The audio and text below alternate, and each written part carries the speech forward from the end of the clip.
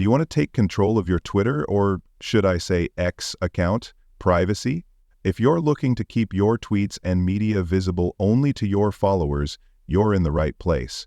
In just a few simple steps, you can make your account private and keep unwanted eyes away from your content. Let's get started. First, open the Twitter app on your phone and make sure you're logged into your account. Next, tap your profile picture at the top left corner to bring up the side menu. Scroll down to find Settings and Support, then tap Settings and Privacy.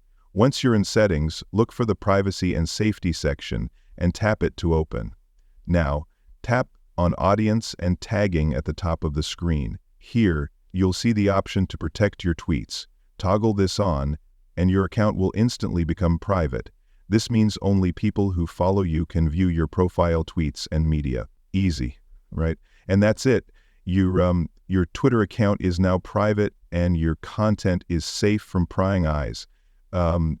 Thanks for watching, and if you found this helpful, don't forget to like, subscribe, and share.